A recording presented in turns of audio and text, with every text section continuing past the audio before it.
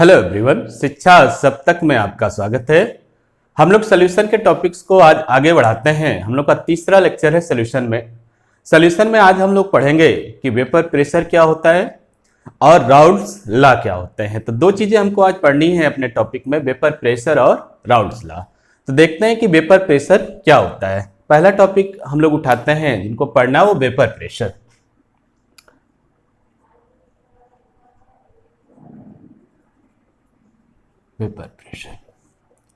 Vapour pressure पढ़ने से पहले दो तीन बातें हम लोग जान लेते हैं। पहली बात तो ये कि जो भी बात हम लोग करेंगे राउल्ट्स लॉ में, वो बात करेंगे बाइनरी सॉल्यूशन की। तो बाइनरी सॉल्यूशन हम लोग इसके पहले में पढ़े थे कि केवल दो कंपोनेंट्स होते हैं, एक सॉल्यूट होता है, एक सॉल्वेंट होता है। जो जिस बाइनरी सॉल्यूशन की बात करेंगे वो लिक्विड बाइनरी सॉल्यूशन की बात करेंगे। दोनों सॉल्यूशन जो बनेगा उसमें दोनों कंपोनेंट्स हमारे लिक्विड होंगे, मतलब सॉल्यूट भी हमारा लिक्विड होगा और सॉल्वेंट भी हमारा लिक्विड होगा। अब लिक्विड कंपोनेंट्स की बात करेंगे, इसे वोलेटाइल या नॉन वोलेटाइल भी बोलते हैं। तो वोलेटाइल भी समझ लीजिए इसी समय। वोलेटाइल सब्सटेंस वे सब्सटेंस होते हैं जिनका इवेपोराइजेशन होता है, जिनका वाष्पन होता है। जो वाष्पशील पदार्थ होते हैं उन्हें वोलेटाइल बोलते हैं। वोलेटाइल का मतलब वाष्पशील।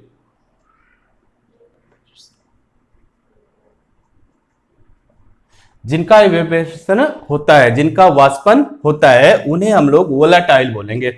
वोलेटाइल की बात अगर हम लोग करेंगे तो जनरली लिक्विड सब्सटेंस जितने भी होंगे, है ना, जितने भी लिक्विड सब्सटेंस होंगे सब वोलेटाइल इन नेचर होंगे, सबका वाष्पन होगा। और नॉन वोलेटाइल की बात अगर करेंगे, नॉन वोलेटाइल सब्सटेंस में सॉलिड आएगा। ये वेपर बनना ही नहीं चाहेंगे। जिनका वेपर बनती है वो वोलेटाइल होंगे, जो वाष्पशील अवयव कहलाएंगे, वाष्पशील सब्सटेंस कहलाएंगे। और जिनकी वेपर नहीं बनेगी वो नॉन वोलेटाइल कहलाएंगे, जिसे सॉलिड वेपर नहीं बनेगी। इसका वेपर बनने में बड़ी समस्या होगी, तो ये नॉन वोलेटाइल जनरली हम लोग सॉलिड को लेते हैं।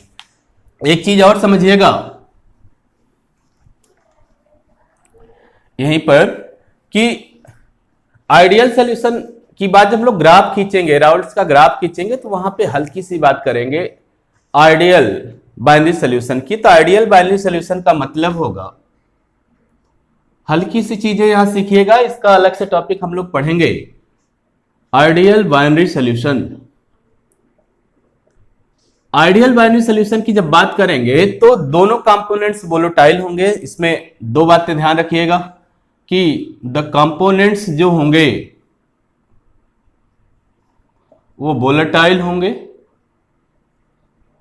मतलब जो सॉल्यूट और सॉल्वेंट होंगे दोनों लिक्विड होने चाहिए, दोनों वोलेटाइल होने चाहिए। दूसरी बात यह है कि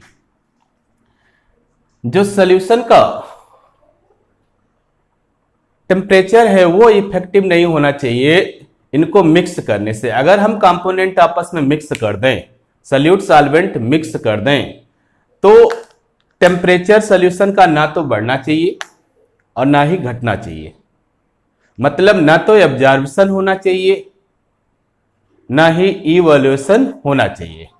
मतलब सॉल्यूशन का जो टेम्परेचर है, जो हीट है, हीट में ना तो कमी होनी चाहिए ना तो बढ़ोतरी होनी चाहिए। जो सॉल्यूशन नॉर्मल फॉर्म का होगा, जैसे सॉल्यूट सॉल्वेंट, जो उनका नॉर्मल टेम्परेचर है वही टेम्परेचर बरकरार रहना चाहिए। उस टेम्परेचर में ना तो कमी होनी चाहिए ना ही टेम्परेचर वो अधिक होना चाहिए। तो दो बातें यहां ध्यान रखिएगा आइडियल बाइनरी सॉल्यूशन में। इसके टॉपिक में हम लोग पूरी डिटेल से इसकी बात करेंगे।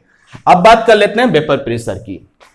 वेपर के अकॉर्डिंग जो प्रेशर एग्जिस्ट होता है, वेपर से जो प्रेशर एग्जिस्ट होगा वो वेपर प्रेशर कहलाएगा। तो वेपर प्रेशर की बात हम लोग करेंगे तो वेपर प्रेशर में आप देखें कि मान लीजिए कि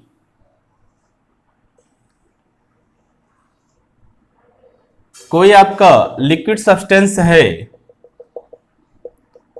ए आपका कोई लिक्विड सब्सटेंस है, तो इस लिक्विड सब्सटेंस के जो पार्टिकल होंगे वो यहां सरफेस पे भी होंगे लिक्विड सब्सटेंस के पार्टिकल या सरफेस पे भी मिलेंगे आपको।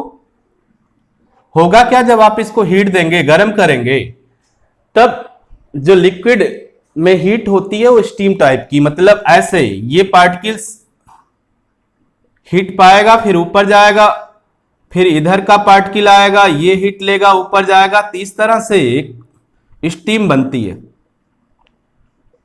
स्टीम बनती है। और जब आप देखेंगे कि जब द्रव गर्म होता है तो उसमें आवाज भी आती है, तो वो आवाज इसीलिए आती है कि मतलब इसके जो पार्टिकल्स होते हैं वो ऐसे स्टीम पार में रोटेट करते हैं जब इसको हीट मिलती है, तो ऐसे ही हीट इनको पूरी मिलती रहती है। अब हीट आपने दिया, अब सरफेस के पार्टिकल को इतनी हीट मिल गई कि ये सरफेस को छोड़ देगा। जैसे ही ये सरफेस को छोड़ देगा तो ये वेपर फॉर्म में ऊपर आ जाएगा, तो ये इसकी वेपर बन गई। क्योंकि ए पार्टिकल ही है तो जितनी भी वेपर है सब एक ही है, क्योंकि एक ही आपका लिक्विड है तो जो भी वेपर होगी वह उसी लिक्विड की वेपर होगी, उसी लिक्विड की वेपर होगी।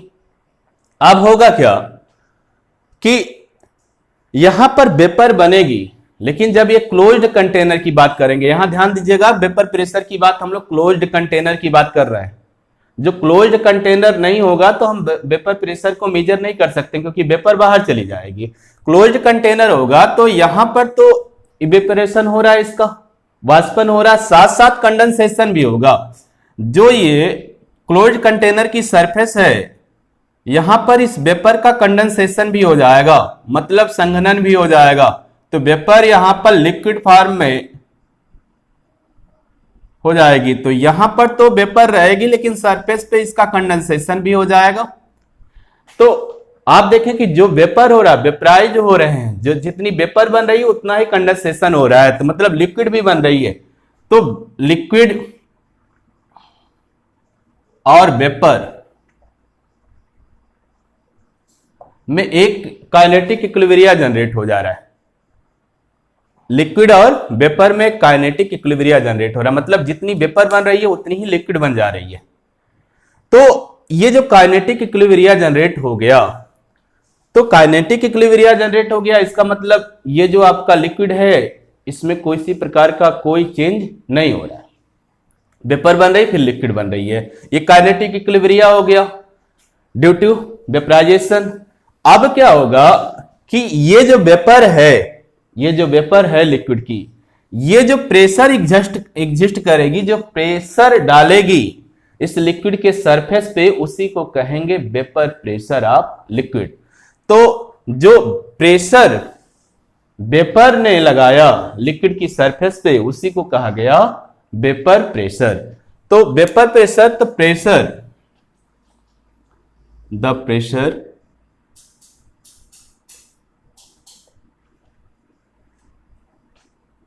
प्रेशर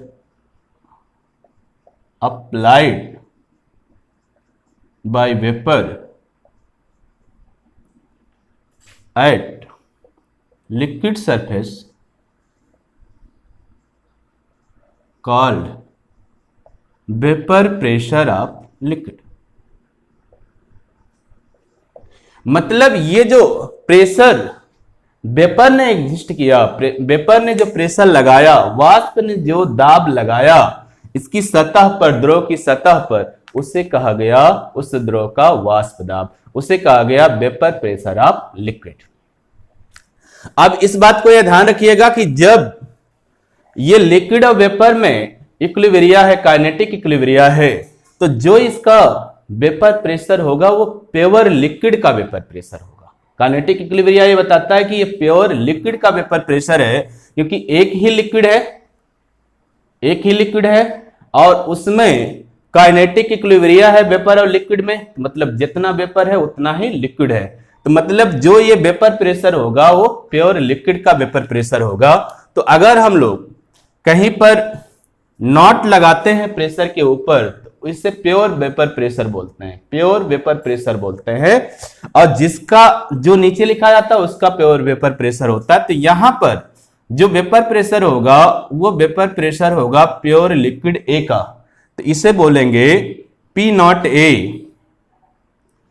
ये होगा pure vapour pressure of liquid ए।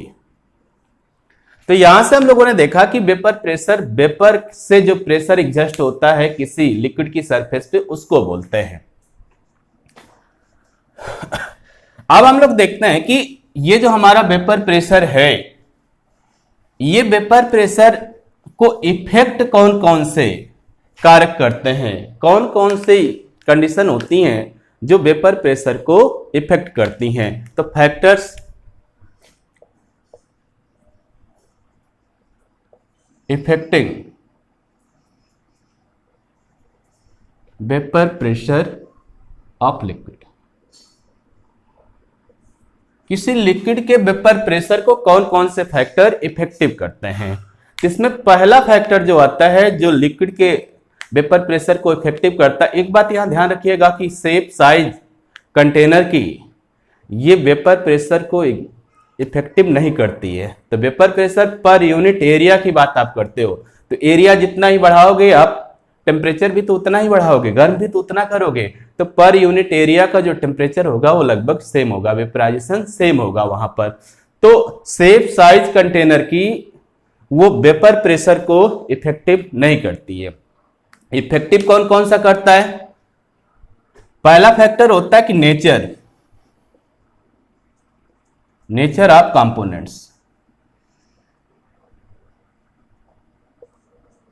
कि दो कंपोनेंट है जिसका आप वेपर प्रेशर निकाल रहे हो, उसका नेचर प्रभावित करेगा, उसका नेचर इफेक्ट डालेगा वेपर प्रेशर पे। वो जिस नेचर का होगा वेपर प्रेशर उसी अकॉर्डिंग हो जाएगा। अब नेचर दो तरह का हो सकता है कंपोनेंट्स का, एक तो इसका नेचर वोलेटाइल हो सकता है और एक इसका नॉन वोलेटाइल हो सकता है। वोलेटाइल का मतलब वाष्पशील और नॉन वोलेटाइल का मतलब अवाष्पशील। जब ये वोलेटाइल है तब तो ये वेपर एग्जिस्ट करेगा, वेपर प्रेशर होगा इसमें, और नॉन वोलेटाइल है तो वेपर एग्जिस्ट ही नहीं करेगा, वेपर प्रेशर होगा ही नहीं। तो यहां पर वेपर प्रेशर की बात ही नहीं करेंगे, यहां पर वेपर प्रेशर की बात करेंगे। अब ये वेपर प्रेशर की जब बात करेंगे तब दो तरह के वोलेटाइल में भी आएंगे, मोर वोलेटाइल, लेस वोलेटाइल। मतलब जो अधिक वाष्पशील होगा या कम वाष्पशील होगा। मोर वोलेटाइल का मतलब वह लिक्विड होगा, वोलेटाइल का मतलब लिक्विड मैंने जनरली बताया, और नॉन वोलेटाइल का मतलब सॉलिड जनरली बताया गया। तो मोर वोलेटाइल का मतलब वह लिक्विड जिससे वेपर ज्यादा रिलीज हो रही है, जो ज्यादा वेपर रिलीज कर रहा है। और लेस वोलेटाइल का मतलब वह लिक्विड जो कम वेपर रिलीज कर रहा है। तो कम वेपर रिलीज करेगा तो कम वेपर प्रेशर होगा, ये ज्यादा वेपर रिलीज करेगा तो ज्यादा वेपर प्रेशर होगा। ज्यादा वेपर रिलीज किया तो मोर वोलेटाइल हो गया, अधिक वाष्पशील हो गया। कम वेपर रिलीज किया तो लेस वोलेटाइल हो गया, कम वाष्पशील हो गया। अब देखिए मोर वोलेटाइल और लेस वोलेटाइल की बात कहां से होती है। देखो ये जो वोलेटाइल नेचर है तो ये इवेपोरेट कैसे होंगे, क्यों इवेपोरेट होंगे? अपनी सरफेस को छोड़ेंगे पार्टिकल। कब? पार्टिकल अपनी सरफेस को तब छोड़ेगा जब उसका इंट्रामॉलिक्यूलर फोर्स इंट्रामॉलिक्यूलर फोर्स जो है वो उसको छोड़ देगी। इंट्रामॉलिक्यूलर फोर्स से ज्यादा उसको एनर्जी मिल जाएगी जिससे वो बधे थे। इंट्रामॉलिक्यूलर फोर्स जब कम हो जाएगी तब वो अपनी सरफेस को छोड़ेगा। अगर इंट्रामॉलिक्यूलर फोर्स ज्यादा है पार्टिकल्स की तब तो वो अपनी सरफेस को नहीं छोड़ेगा। होता क्या, हम लोग हीट देना चालू करते हैं, अब इंट्रामॉलिक्यूलर फोर्स जो पार्टिकल्स की होती हैं वो कम होती जाती हैं। धीरे धीरे पार्टिकल थोड़ा सा दूर होते जाते हैं ना, थोड़ा सा दूर हो जाते हैं तो इंट्रामॉलिक्यूलर फोर्सेज कम होती जाती हैं। अब एक स्टेज ऐसी आती है कि इंट्रामॉलिक्यूलर फोर्स वहां पर इतना कम लगती है कि वो अपनी सरफेस को छोड़ सकता है। इसे आप कहेंगे कि लिक्विड जो है वो वेपर में चेंज हो गया। तो अगर इंटरमॉलिक्यूलर फोर्स पार्टिकल्स की ज्यादा है, इसका मतलब वो अपनी सरफेस को छोड़ नहीं सकता, तो उसका वेपराइजेशन कम होगा, तो उसका जो वोलेटाइल नेचर होगा वो लेस होगा। तो इसका मतलब अगर मोर वोलेटाइल है तो इंटरमॉलिक्यूलर फोर्सेज जो है पार्टिकल्स की वो लेस है। इंट्रा मॉलिक्यूलर फोर्स, ठीक है, लेस है, कम है। और यहां पार्टिकल्स की इंट्रामॉलिक्यूलर फोर्स पार्टिकल्स की, लिक्विड पार्टिकल्स की कम होंगी। यहां इंट्रा मॉलिक्यूलर फोर्सेज, जो इंट्रामॉलिक्यूलर फोर्स है लिक्विड की वो मोर होगी, ज्यादा होगी। जब इंट्रामॉलिक्यूलर फोर्स ज्यादा होंगी तो पार्टिकल सरफेस को छोड़ेगा नहीं आसानी से, उसका जो बॉइलिंग पॉइंट है वो ज्यादा होगा, तो अपनी सरफेस को आसानी से नहीं छोड़ेगा, तो वो लेस वोलेटाइल होगा, कम वाष्पशील होगा। जब इंटरमॉलिक्यूलर फोर्सेज कम होंगी तो वो आसानी से अपनी सरफेस को छोड़ देगा, वो लिक्विड से वेपर आसानी से बन जाएगा। सॉरी, वो लिक्विड से वेपर आसानी से जब बन जाएगा तो वो मोर वोलेटाइल होगा, मोर वोलेटाइल होगा। एक तो ये हो गया कि नेचर ऑफ कंपोनेंट में आपने फाइनली ये देखा कि जो लिक्विड के पार्टिकल्स हैं उनके बीच इंटरमॉलिक्यूलर फोर्सेज कैसी हैं। अगर इंटरमॉलिक्यूलर फोर्सेज स्ट्रांग हैं तो वो लेस वोलेटाइल होगा, अगर इंटरमॉलिक्यूलर फोर्सेज वीक हैं तो वो मोर वोलेटाइल होगा, तो उसका वेपराइजेशन ज्यादा होगा। अगला जो इफेक्ट करता है फैक्टर्स, वो इफेक्ट करता है टेम्परेचर। टेम्परेचर इफेक्ट करता है, टेम्परेचर इफेक्ट करता है वेपर प्रेशर को। अब देखो वेपराइजेशन टेम्परेचर जब आप बढ़ाओगे, टेम्परेचर जितना आप बढ़ाओगे वेपर उतना ज्यादा बनेगी, ये तो सब लोग जानते हो। वेपर उतनी ही ज्यादा रिलीज होगी और जितनी ज्यादा वेपर होगी सरफेस पे वेपर प्रेशर भी उतना ही ज्यादा होगा, तो वेपर प्रेशर भी उतना ही इंक्रीज करेगा। तो टेम्परेचर अगर आप इंक्रीज कर रहे हो तो वेपर ज्यादा बनेगी, वेपर ज्यादा होगी, वेपराइजेशन ज्यादा होगा, वेपर ज्यादा होगी, तो वेपर ज्यादा होगी तो सरफेस पे वेपर प्रेशर ज्यादा होगा।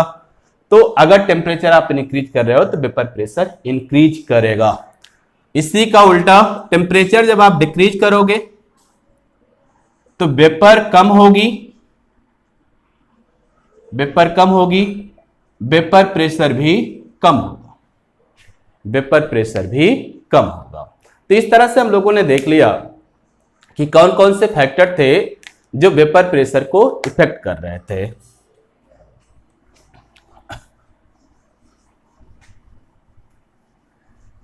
अभी तक तो हम लोगों ने जो भी वेपर प्रेशर देखा वो किसी एक ही लिक्विड का देखा। अब हम लोग सॉल्यूशन बना रहे हैं, सॉल्यूशन बना रहे हैं और सॉल्यूशन में जो सॉल्यूट और सॉल्वेंट ले रहे हैं दोनों लिक्विड ले रहे हैं,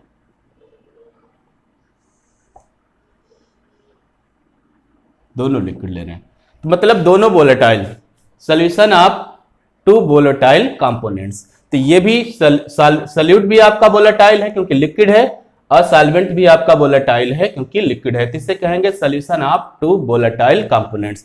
इसे ऐसे भी कह सकते हैं solution of two volatile components, या आपसे कह सकते हैं solution of two liquid components, कुछ भी कह सकते हैं। तो आप इसको जानिएगा कि जो भी सॉल्यूशन हम ले रहे हैं वो दो लिक्विड कंपोनेंट्स हैं, सॉल्यूट भी हमारा लिक्विड लेना है, सॉल्वेंट भी हमारा लिक्विड लेना है। तो जो लिक्विड होते हैं वोलेटाइल होते हैं, तो solution of two volatile components. अब जब हम दो वोलेटाइल कंपोनेंट्स का सॉल्यूशन बनाएंगे तो सॉल्यूशन भी वोलेटाइल ही होगा, सॉल्यूशन भी वोलेटाइल ही होगा क्योंकि लिक्विड लिक्विड का सॉल्यूशन लिक्विड ही बनेगा। तो अब ये देखिए यहां पर कि मान लीजिए कि ये आपका पहला लिक्विड है ए, तो इसके जब वेपर प्रेशर की बात करेंगे इसको जब गर्म करेंगे तो यहां पर वेपर जो बनेगी वो केवल ए के पार्टिकल की बनेगी, ए के पार्टिकल की ही वेपर बनेगी, ए लिक्विड की ही वेपर यहां पर रहेगी। तो ए लिक्विड की ही वेपर है, तो जो वेपर प्रेशर होगा वो भी केवल ए का ही होगा, प्योर लिक्विड ए का होगा। तो यहां पर जो वेपर प्रेशर आपकी आएगी वो प्योर ए की आएगी।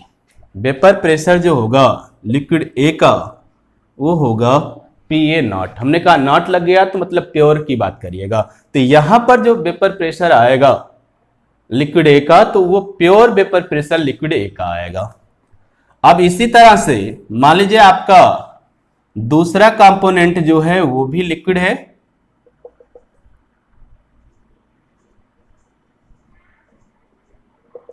मान लीजिए ये बी है, बी लिक्विड है, तो यहां पर पार्टिकल बी के रहेंगे, जितने भी पार्टिकल रहेंगे सब बी के रहेंगे।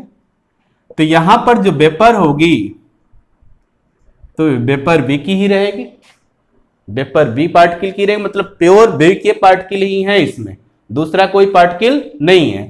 तो यहां पर जो वेपर प्रेशर होगा वो वेपर प्रेशर केवल प्योर बी का होगा, तो इसे कहेंगे vapour pressure of, pure vapour pressure of liquid B. यहां पर मिल गया। अब जब दोनों को हम लोगों ने मिक्स कर दिया, सॉल्यूशन बना दिया, अब जब दोनों को मिक्स करके हम लोग सॉल्यूशन बनाएंगे ए प्लस बी, हम लोगों ने दोनों लिक्विड मिलकर मिक्स करके सॉल्यूशन बना लिया। तो ये जो सरफेस होगी यहां पर ए का भी पार्टिकल होगा, बी का भी पार्टिकल होगा, बी का भी पार्टिकल होगा, ए का भी पार्टिकल होगा, ए का होगा, बी का होगा, बी का होगा, मतलब इस तरह से इसके सरफेस पे दोनों पार्टिकल रहेंगे, दोनों पार्टिकल रहेंगे, ऐसा नहीं केवल एक ही पार्टिकल रहेगा। ठीक है, जब हम लोग हीट करेंगे तो इसकी सरफेस को छोड़ेंगे दोनों पार्टिकल। अब इसमें यह होगा कि दोनों में कोई लेस वोलेटाइल है, कोई मोर वोलेटाइल है, या दोनों इक्वल वोलेटाइल होंगे, तो इस पर निर्भर करेगा किसकी वेपर ज्यादा बनेगी। ठीक, तो यहां पर जब हम लोग गर्म करेंगे तो वेपर में ए की भी वेपर रहेगी, यहां जो वेपर बन रही हैं उस वेपर में ए की भी वेपर रहेगी और बी की भी वेपर रहेगी। ऐसा नहीं कि केवल प्योर ए या प्योर बी की भी वेपर रहे। तो यहां पर दोनों वेपर है, ए की भी है और बी की भी है। तो ये जो वेपर प्रेशर एग्जिस्ट होगा वो वेपर प्रेशर केवल ए के कारण नहीं एग्जिस्ट हो रहा है, केवल ए की वेपर के कारण ही नहीं हो रहा है, केवल बी के ही वेपर के कारण ही नहीं हो रहा है। इसलिए इसको प्योर वेपर प्रेशर ए भी नहीं कह सकते, इसे क्या कहेंगे, पार्शियल वेपर प्रेशर। इस पे कुछ वेपर प्रेशर पे कुछ इंपैक्ट ए की वेपर का है और कुछ इंपैक्ट बी की वेपर का है। ए की वेपर भी वेपर प्रेशर में इन्वॉल्व है और बी की वेपर भी वेपर प्रेशर में इन्वॉल्व है। इसे प्योर वेपर प्रेशर ना करके पार्शियल वेपर प्रेशर कहा जाएगा। तो यहां पर जो वेपर प्रेशर बनेगा वो ए का बनेगा पीए, तो इसे बोलेंगे partial vapour pressure, partial vapour pressure A liquid का। अब इसी तरह से partial vapour pressure B liquid का जो होगा उसे बोलेंगे पीबी, पीबी। अब राउल्ट्स ने इसी में एक बात कही थी, राउल्ट्स ने यह कहा था कि जो ये वेपर पार्शियल वेपर प्रेशर है वो पार्शियल वेपर प्रेशर इस बात पर निर्भर करेंगी कि कंपोनेंट्स के नंबर ऑफ पार्टिकल्स कितने वेपर बन रहे हैं, कितने वेपराइज्ड हो रहे हैं नंबर ऑफ पार्टिकल्स। जिसके जितने ज्यादा नंबर ऑफ पार्टिकल वेपराइज होंगे, जिसका जितने ज्यादा नंबर ऑफ पार्टिकल्स के वेपर बनेंगे उसका vapour pressure, partial vapour pressure उतना ही ज्यादा होगा। यह बात राउल्ट्स ने कही थी। तो मतलब जिसका जितना ज्यादा नंबर ऑफ पार्टिकल्स वेपर बनेगा तो वेपर में उतना ही ज्यादा उसका प्रेशर रहेगा वेपर प्रेशर में, तो उसका पार्शियल वेपर प्रेशर उतना ही ज्यादा होगा।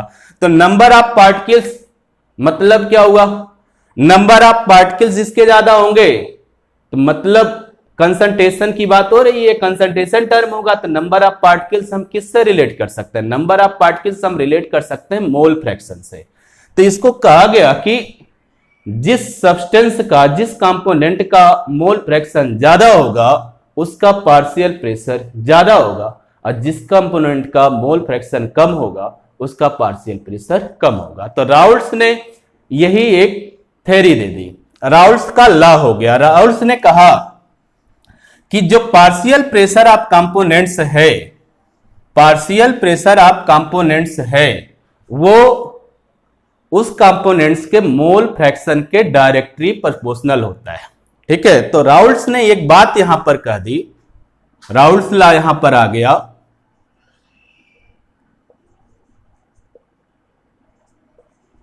राउल्ट्स ने कहा कि partial vapour pressure of each components या components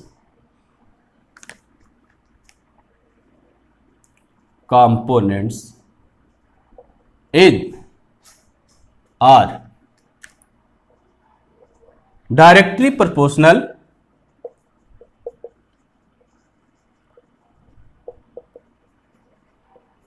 to its mole fraction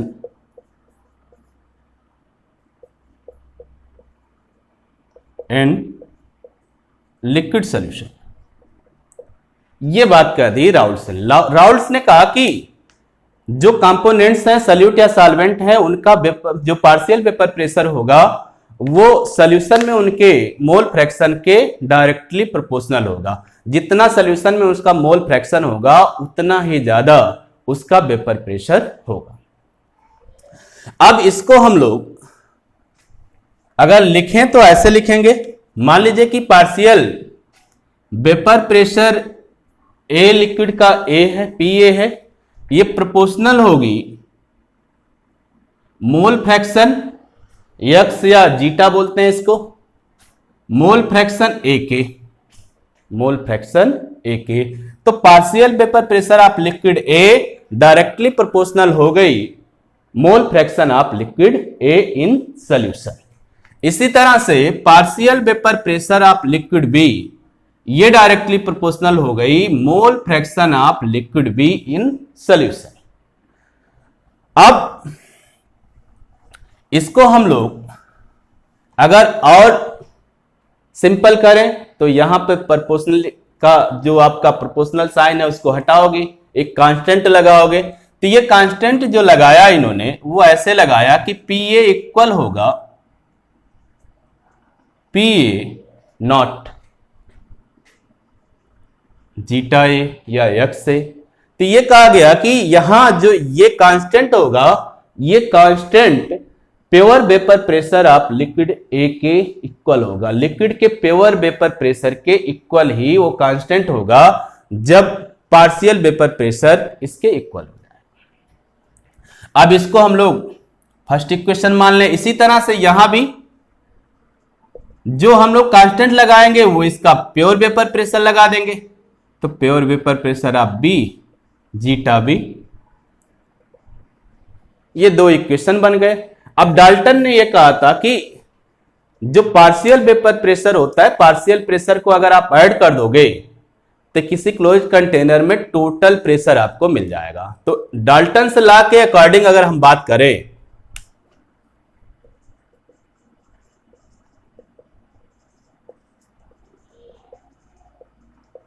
Dalton's ने कहा कि किसी क्लोज्ड कंटेनर में जो पार्शियल प्रेशर होते हैं, अगर पार्शियल प्रेशर को आप ऐड कर दोगे तो आपको टोटल प्रेशर आपको मिल जाएगा वहां पर। तो टोटल ये पार्शियल प्रेशर है। अगर हम लोग पार्शियल वेपर प्रेशर ए और partial vapour pressure B, close container था, केवल दो ही कंपोनेंट था, दोनों के पार्शियल वेपर प्रेशर आपको मालूम थे। ये दोनों पार्शियल वेपर प्रेशर अगर ऐड करोगे तो वेपर प्रेशर आपको मिल जाएगा टोटल सॉल्यूशन का। तो टोटल वेपर प्रेशर आपको मिल गया। तो टोटल वेपर प्रेशर जो हो गया पार्शियल वेपर प्रेशर के सम के इक्वल हो गया। अब इसकी वैल्यू आप रख दीजिए इक्वेशन 1 एंड 2 से। तो P इक्वल हो गया P A not zeta A plus P B not zeta B, X B या एक्स ए भी आप बोल सकते हो इसको। ये आपका एक इक्वेशन बना। इस इक्वेशन में हम लोग एक चीज और देखते थे कि जो कोई सॉल्यूशन होता था, सॉल्यूशन में जितने कंपोनेंट्स हैं अगर सबके मोल फ्रैक्शन हम जोड़ दें तो टोटल मोल फ्रैक्शन 1 होता है। ये हम लोगों ने देखा था कि जितने भी मोल फ्रैक्शन होंगे किसी भी सॉल्यूशन में, जितने कंपोनेंट्स होंगे, सभी कंपोनेंट्स के अगर मोल फ्रैक्शन आप ऐड कर दीजिए तो टोटल वैल्यू 1 हो जाएगी। तो हमारा जो सॉल्यूशन था उसमें दो कंपोनेंट थे ए और बी, अगर दोनों के हम मोल फ्रैक्शन ऐड कर दें तो टोटल कितना हो जाएगा 1। तो ए का मोल फ्रैक्शन जीटा ए हो जाएगा, बी का मोल फ्रैक्शन जीटा बी हो जाएगा, इन दोनों को ऐड कर दें तो 1 हो जाएगा। ये हम लोग को मालूम है। अब हम ये इक्वेशन किसी एक के टर्म में बना लेते हैं, चाहे एक्स ए के चाहे एक्स बी के टर्म में बना लेते हैं। मान लीजिए कि ये इक्वेशन आप एक्स ए के टर्म में बना रहे हो, तो एक्स ए की वैल्यू यहां से निकाल लो तो 1 माइनस एक्स बी, और 1 माइनस एक्स बी की वैल्यू इस इक्वेशन में पुट कर देते हैं हम लोग। इस इक्वेशन में जब पुट करेंगे तो ये इक्वेशन यहां आ जाएगा, टोटल वेपर प्रेशर इक्वल हो जाएगा P A not zeta A plus 1 X B की वैल्यू रख रहा हूं 1 minus X A P B not. ये हो गया आपका। अब हम लोग इसको अगर सिंपल करें, ये तो मेन सोल्यूशन मिल गया, इससे ग्राफ बन जाएगा हम लोगों का। अब अगर इसको और सिंपल करें तो P इक्वल हो जाएगा P B not plus P A not minus P B not X B, sorry X A, mole fraction of liquid A. अब यहां पर देखें, यहां पर हम लोगों को यह बताएगा कि ये पार्शियल प्रेशर, प्योर जो वेपर प्रेशर है वो ए लिक्विड की ज्यादा है, क्योंकि ये पहले आ गया, माइनस में बी बाद में आया। तो यहां ये बताएगा कि जो वेपर प्रेशर है लिक्विड ए का वो ज्यादा है और जो वेपर प्रेशर है लिक्विड बी का वो कम है। तो यहां से एक चीज हमको ये मिलेगी कि जो pure vapour pressure liquid A का है वो लिक्विड बी से ज्यादा है। एक चीज यहां से डिसाइड हो जाएगी कि लिक्विड ए मोर वोलेटाइल होगा, लिक्विड बी लेस वोलेटाइल होगा। तो ये हो गया आपका राउल्ट्स लॉ। अब राउल्ट्स लॉ में एक ग्राफ भी बनता है, उस ग्राफ को सीखते हैं, इसके बाद इस पे क्वेश्चन बनते हैं। उस क्वेश्चन की बात हम लोग अगले लेक्चर में करते हैं। इस पे क्वेश्चन बहुत अच्छे बनते हैं, उन क्वेश्चन को हम लोग करेंगे, 3-4 क्वेश्चन को, इससे सारे क्वेश्चन आपके बन जाएंगे। हम लोग इसके ग्राफ की बात करेंगे। ग्राफ की बात जब राउल्ट्स ने किया था तो आइडियल बाइनरी सॉल्यूशन के लिए ग्राफ की बात किया था, इस बात को ध्यान रखिएगा। आइडियल की बात हमने कह दिया था वहां पर कि आइडियल सॉल्यूशन वो होते हैं, हल्की सी झलक हमने दी थी कि जिसमें दोनों कंपोनेंट्स वोलेटाइल होने चाहिए और जब उनको मिक्स किया जाए तो टेम्परेचर पर सॉल्यूशन के कोई इफेक्ट ना पड़े, मतलब ना तो टेम्परेचर बढ़ना चाहिए ना ही टेम्परेचर कम होना चाहिए। अब इसमें ग्राफ की बात हम लोग कर लेते हैं।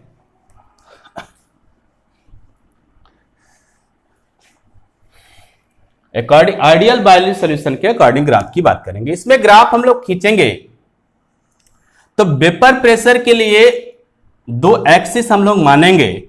एक तो ये एक्सिस मान लिया आप लोगों ने, एक एक्सिस ये मान लिया वेपर प्रेशर के लिए। अब दोनों की यहां पर बात करेंगे यहां से, ठीक है। एक की बात करेंगे एक्स ए के लिए, एक की बात करेंगे एक्स बी के लिए। मान लीजिए कि यहां हम लोग एक्स ए की बात कर रहे हैं, जब हम यहां से चल रहे हैं इधर से इधर चल रहे हैं तो ये एक्सिस की बात हम कर रहे हैं एक्स ए के लिए। अब एक्स ए की बात करेंगे 0 to, मान लीजिए यहां पर जो मोल फ्रैक्शन एक्स का है वो 0 है और यहां पर मोल फ्रैक्शन एक्स का 1 हो गया। इस बात को ध्यान से देखिएगा, मोल फ्रैक्शन एक्स ए का 1 हो गया। अब बी की बात करें, बी का ग्राफ ऐसे खींचेंगे, ए की ग्राफ पे नहीं दिखा सकते, बी का ग्राफ ऐसे खींचेंगे। यहां पर हम लोग कहेंगे कि यहां पर जो mole fraction of B liquid है वो 0 है और यहां पर आके mole fraction of B liquid वह 1 हो गया। अब यहां से बात करेंगे, ये जो इक्वेशन बनी है इस इक्वेशन से बात करेंगे। जब आपका x से 0 होगा, जब x से 0 होगा तो ये तो पूरा टर्म आपका 0 हो जाएगा। यहां x से 0 है तो ये 1 हो जाएगा, पीबी नॉट। तो ये जो वेपर प्रेशर इस पर मिलेगा वो पीबी नॉट मिलेगा, पीबी नॉट मिलेगा। ये वेपर प्रेशर आपको मिल गया पीबी नॉट, है ना। अब देखें, अब हम लोग क्या करेंगे, जब हम x को 1 लेंगे तब क्या होगा। अब x को 1 ले लीजिए, x को 1 जब आप लेंगे तो 1 - 1 ये 0 हो जाएगा, ये वाला टर्म अब की बार 0 हो जाएगा। और x को जब आप 1 लेंगे तो ये PA नॉट हो जाएगा, इस टर्म पे ये PA नॉट हो गया। तो यहां पर जो वेपर प्रेशर आपका मिलेगा, pure vapour pressure PA naught मिल गया। ठीक है, तो यही बात हम XB के लिए भी निकाल सकते थे। ठीक है, XB के लिए भी निकाल सकते थे। अब देखिए, अब XA के लिए 1 पर एक एक के लिए पढ़ रहे हैं। XA के लिए 1 पर जो इसका वेपर प्रेशर है वो है PA नॉट, और 0 पर जो इसका वेपर प्रेशर है वो है 0।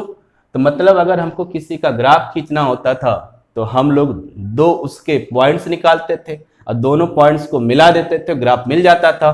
तो XA के 2 पॉइंट्स मिल गए, एक तो 0 पर 0 और 1 पे PA नॉट। तो इसका ग्राफ जो बनेगा वो इस तरह से बना। इसी तरह से PB की बात कर लें, XB की, तो XB का 0 पर जो वेपर प्रेशर है वो है 0 और 1 पर जो वेपर प्रेशर है वो PB नॉट। तो इन दोनों को अगर हम मिला दें दोनों पॉइंट्स को तो इसका ग्राफ बन जाएगा। तो 2 ग्राफ आपका बन गया। अब जब टोटल की बात होगी, मतलब यहां पर प्योर वेपर प्रेशर हो गया, इस सरफेस पे, इस एक्सिस पे प्योर वेपर प्रेशर B का मिला। ये बताता है कि यहां पर A का वेपर प्रेशर एग्जिस्ट ही नहीं कर रहा है, यहां पर केवल लिक्विड B थी, यहां पर केवल लिक्विड B थी। ये पहले की सॉल्यूशन बनाने की पहले की स्टेज है, केवल लिक्विड B थी तो इसका वेपर प्रेशर PB नॉट था, प्योर लिक्विड B का था। ये स्टेज यह बताती है कि यहां पर केवल प्योर लिक्विड B था, इसलिए इसका vapour pressure pure liquid A का वेपर प्रेशर है PA नॉट। जब मिक्स कर दिया गया तो अब दोनों के अकॉर्डिंग इसका वेपर प्रेशर चलेगा, तो ये बीच में सॉल्यूशन हो जाएगा। तब वेपर प्रेशर जो हो जाएगा अब प्योर नहीं पार्शियल हो जाएगा, और टोटल जो वेपर प्रेशर हो जाएगा वो दोनों के पार्शियल वेपर प्रेशर के सम के इक्वल हो जाएगा। तो ये ग्राफ बनाया था राउल्स ने।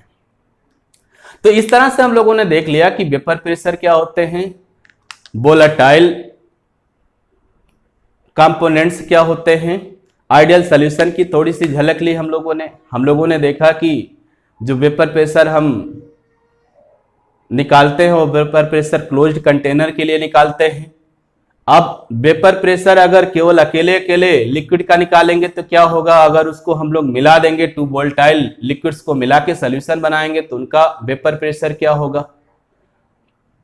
और राउल्स लॉ क्या कहता है, 2 वोलेटाइल सॉल्यूशन के लिए उसका ग्राफ क्या होता है, उसका ग्राफ आइडियल सॉल्यूशन पे बनता है, ये हम लोगों ने देख लिया।